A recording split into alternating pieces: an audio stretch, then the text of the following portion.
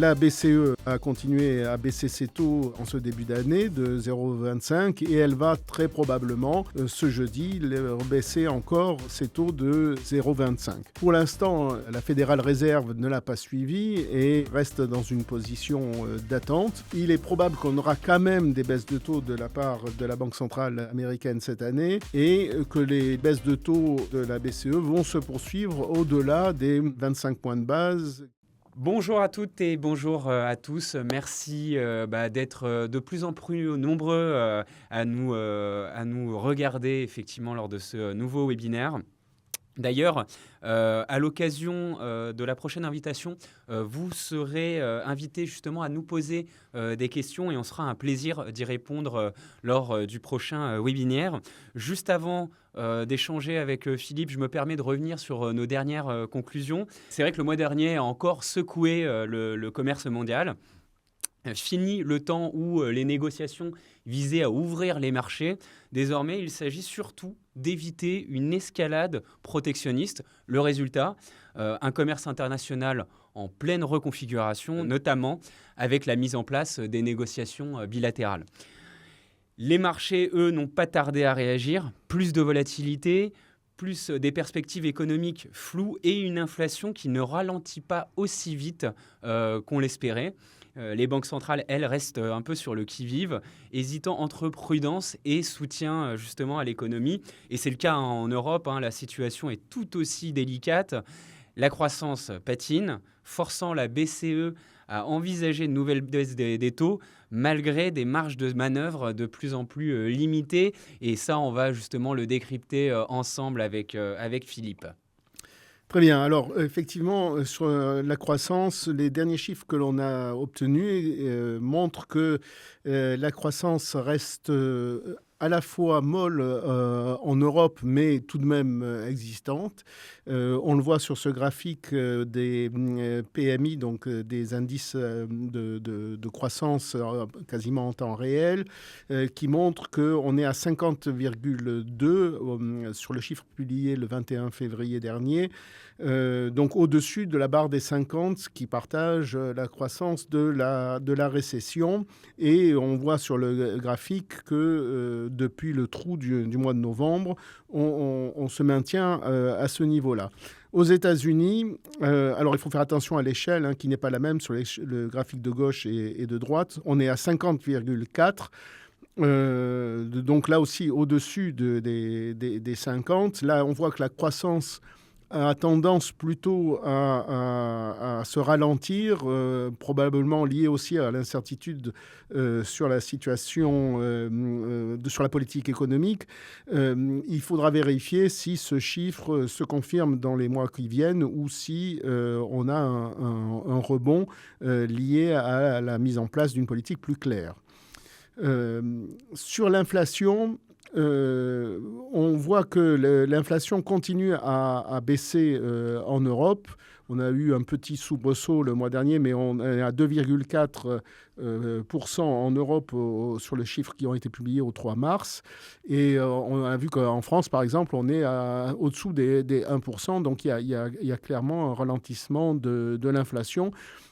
Qui est moins nette aux États-Unis, où on a toujours une inflation de l'ordre de 3%, telle qu'elle a été montrée par les derniers chiffres. Et on voit sur le graphique qu'elle a du mal à baisser au-dessous.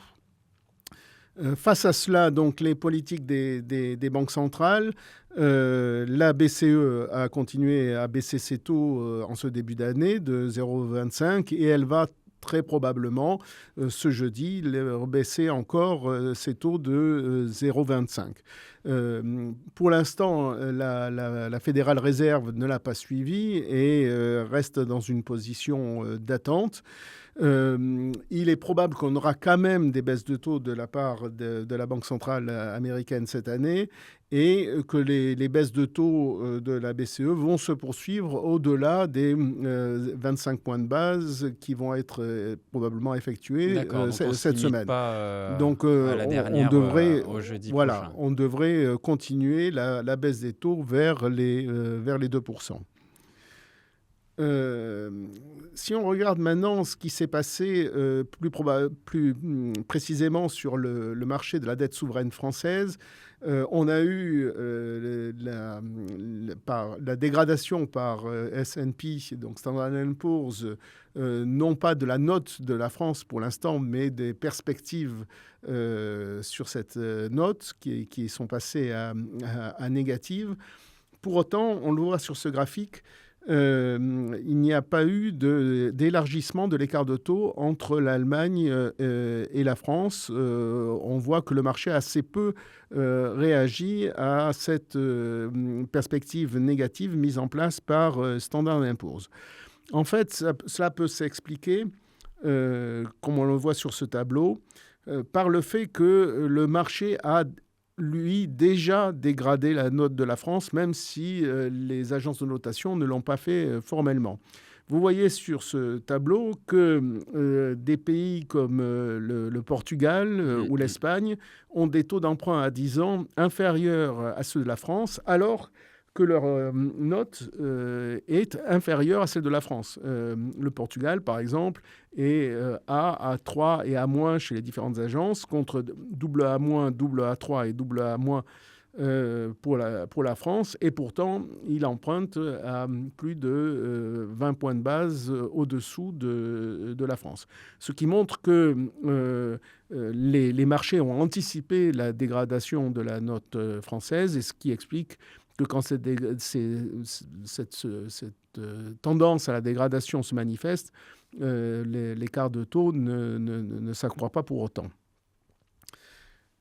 Si on regarde maintenant ce qui s'est passé sur les courbes de taux, vous voyez qu'on a poursuivi la pontification que l'on avait annoncée dans les précédents webinaires, c'est-à-dire que l'on a des taux longs qui restent assez stables et des taux courts qui continuent à baisser sous la pression des baisses de taux de la part de la Banque centrale. Donc on le voit, la courbe rouge qui est la plus récente sur les emprunts d'État français, ou à gauche ou à droite sur l'Allemagne, on voit que la pontification est de plus en plus claire sur ces courbes, et que donc ces courbes de taux retrouvent une forme beaucoup plus normale.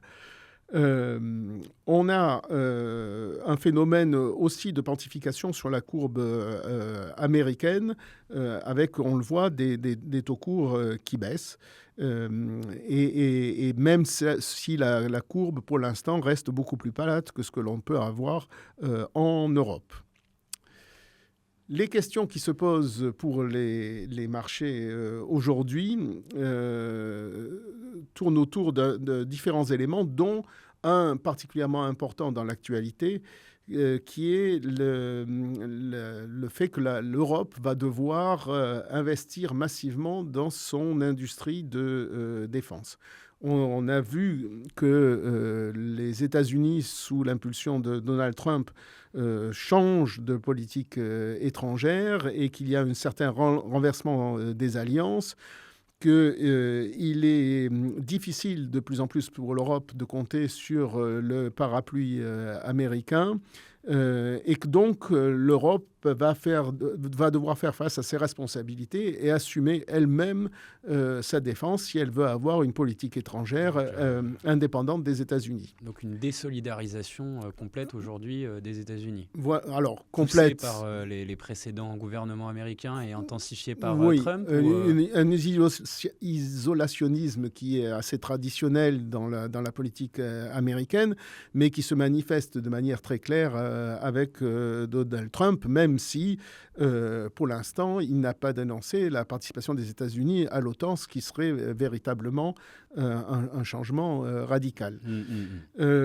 Pour autant, on a vu les Européens ont été amenés à réagir très rapidement.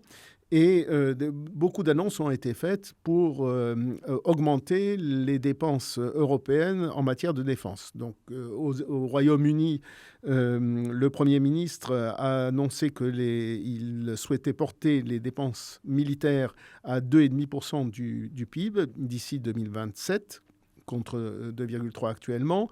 En France, Emmanuel Macron a dit qu'il était raisonnable d'avoir un objectif de dépenses aux alentours de 3,5% du PIB, ce qui est un effort tout à fait considérable, alors qu'on en est à 2% aujourd'hui.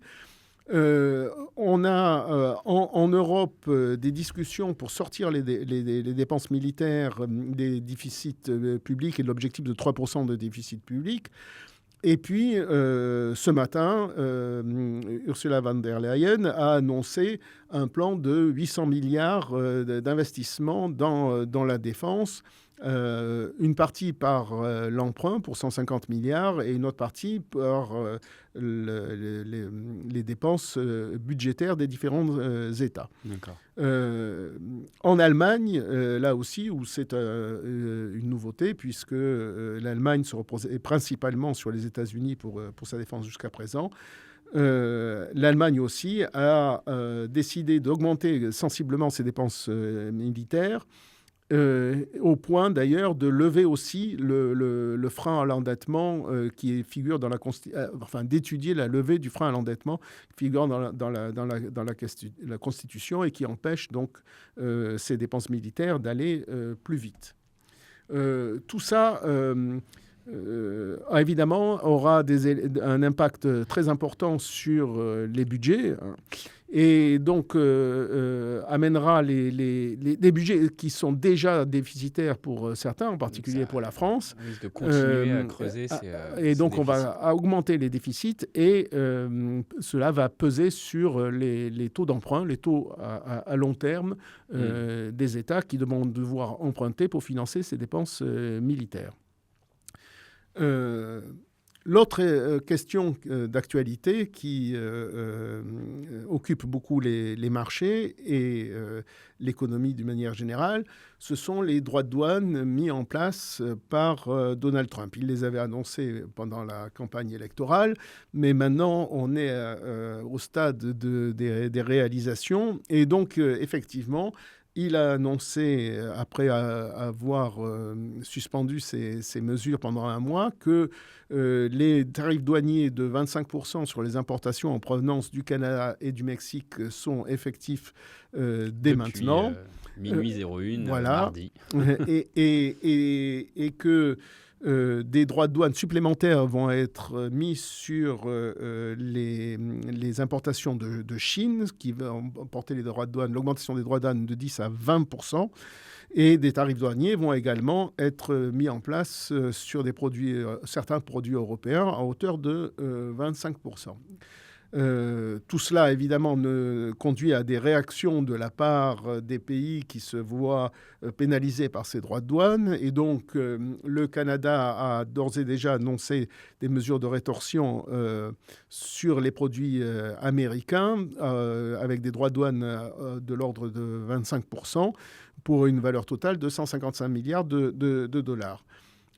Pour l'instant, le Mexique n'a pas donné sa réaction, mais il étudie également la possibilité de réagir aux mesures américaines.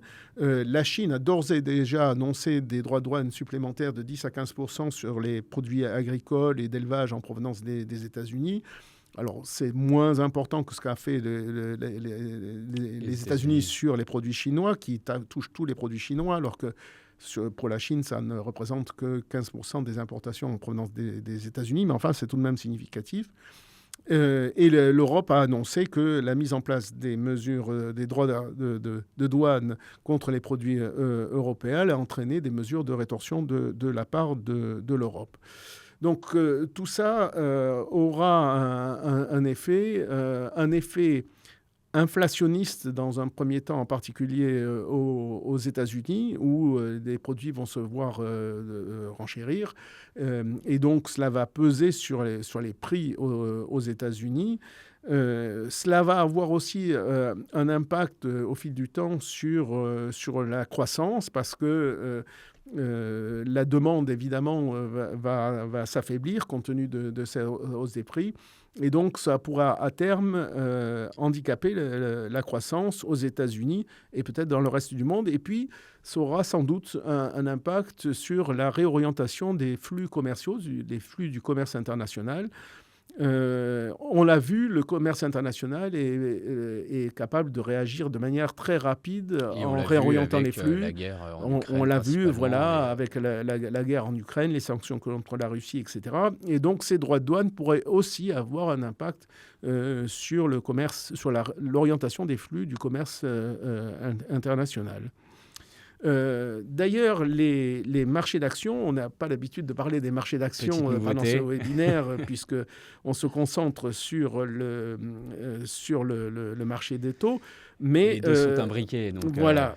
Et là, on voit, vous avez sur un an ici les indices MSCI pour les États-Unis et pour l'Europe, pour la zone euro. Et donc, vous voyez que les États-Unis, qui avaient très largement depuis un an surperformé l'Europe, fléchissent sensiblement avec un rattrapage des marchés européens et une baisse sensible, en particulier récemment, des marchés américains. Ceci montre que les investisseurs ne sont pas très à l'aise avec les mesures protectionnistes qui ont été mises en place et l'impact qu'elles pourront avoir sur les résultats des entreprises américaines. Surtout si en plus cela se traduit par un maintien de taux relativement élevés compte tenu d'une inflation qui pourrait souffrir de ces droits de douane. Tout cela nous amène à nos anticipations pour les semaines et les mois qui viennent. Donc, à court terme, on l'a dit, on pourrait avoir un effet inflationniste aux États-Unis des mesures de droits de douane, des mesures tarifaires de Donald Trump. À plus long terme, les droits de douane pourraient peser sur la croissance et modifier, comme on l'a dit, les flux du commerce international. Ce qui veut dire que dans un premier temps, l'effet inflationniste pourrait amener la Banque centrale américaine à modérer ses baisses de taux et voir à des hausses de taux sur les taux longs.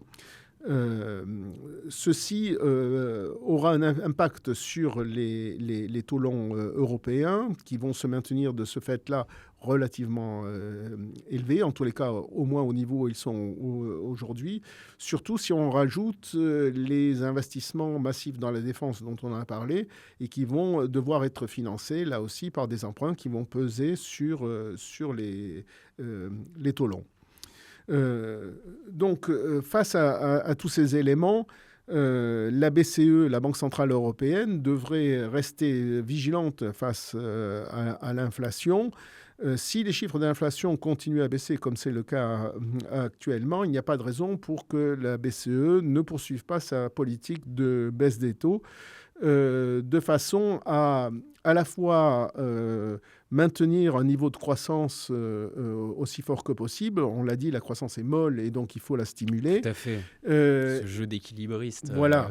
Et en même temps, offrir aux États des conditions de financement qui soient soutenables face aux dépenses qu'il va falloir et aux défis qui nous attendent.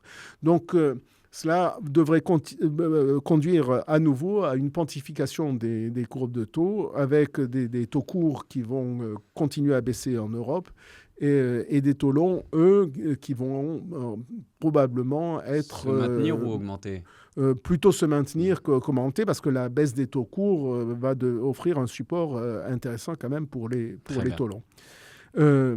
Comment cela se traduit dans le fonds que nous conseillons Origine?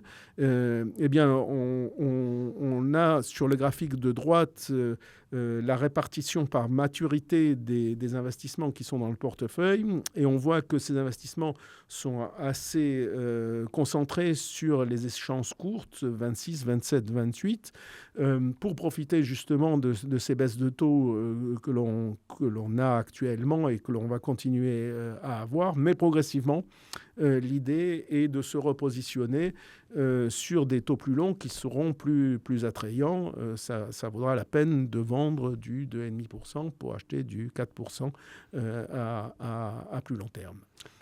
Très bien. Voilà. Écoutez, merci beaucoup Philippe pour toutes ces explications. Merci de nous avoir suivis. On a pris un peu plus de temps que d'habitude, mais c'est vrai que c'était nécessaire puisqu'il se passe beaucoup de choses. L'actualité est chargée. Exactement, et que l'échiquier aujourd'hui sur la scène internationale est en train d'évoluer. On se devait justement de rentrer un peu plus dans le détail. N'hésitez pas effectivement pour les prochains webinaires à nous envoyer vos questions. On se fera un plaisir de pouvoir en prendre quelques-unes afin d'y répondre. Merci à vous et à bientôt. Au revoir. Au revoir.